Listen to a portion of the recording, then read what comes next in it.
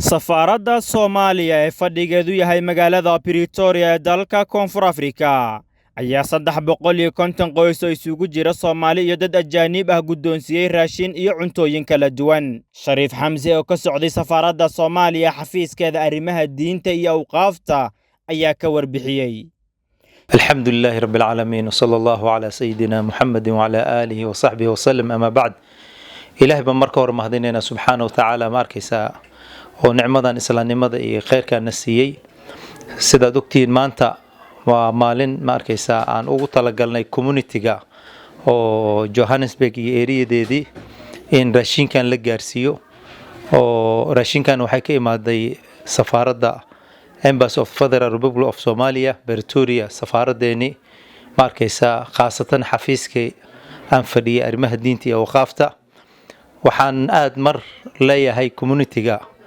oo South Africa degan ilaahay wuxuu idin siiyay safiir aad u qiimo badan oo 24 saac markaysa ka fikira community-ga xaalad walbaba anaga hadda ka team ahaan safiirka teamkiisa aan nahay 24 saac wuxuu na yiraahdaa shaqada qabta oo tan qabta oo umada kooda dhibaataysan iyo kooda ma arkaysa xaaladda haya guriyahooda ku booqda raadiya marka safiirka ambassador Maxamed Sheekh Isaaq waxaan leeyahay da community-ga amarkaad na siisay iyo ma arkaysa iyo shaqadii aad noogu dhiirigelisay waa tan hadda aad u jeedid maanta aan qabanayna ilaa 350 ruux oo Soomaali u badan laga yaabo boqolkiiba 10 dadka islaamka nala degan inta kale ay Soomaali yihiin ayaa raashinkan la soo gaarsiiyay marka ambassador aad u mahadsan tahay marka waxaan leeyahay jaaliyada leeyahay aan iscaawino oo ma arkaysa aan isgarab qabano watacaawanu cala albirri wattaqwa taqwada iimaanka isku caawino ma arkaysa keena dhibaataysan aan caawino mar walba waxaan idin dardaarmaya ninka lacagta haysto walaalkaaga wax aanan haysanin ka fikir markaysa maxaa yeelay xaaladdu ku sugan yahay mar walba la soco ilaahay baa ku barakeynaya xoolahaagi laakiin hadaa tiraahday aniga reerkeyga iyo caruurteedan ku filanahay ayaan dharjisan laakiin diriskeyga iyo kii la dhashay iyo kii walaal aan ahaa uu dhibaataysan yahay gabadha garoobta caruurta haysata oo waxba haysanin gabadha agoomanka haysata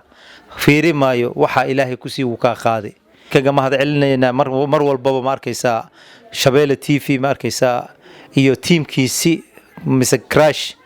oo 24 saac xaqiiqatan u taagan in ma arkaysa oo ay community-ga ahwaalaheeda iyo xaaladaheeda ay la socdaan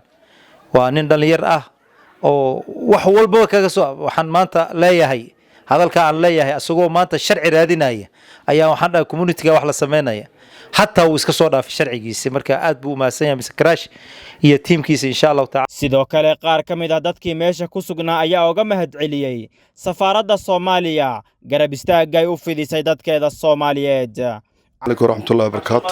السلام عليكم ورحمة الله وبركاته أنا كسعود أودياش دقنك كونفور أفريقيا وأنا آد وما علينا سفارة دينتي وغافتا شريف حمزة oo mar walba community u taagan inuu caawiyo haddana intaas arkaysan waxaana la qaybinayaa sanad kastana wasaaradda diinta iyo awqaafta safaaradda Soomaaliyeed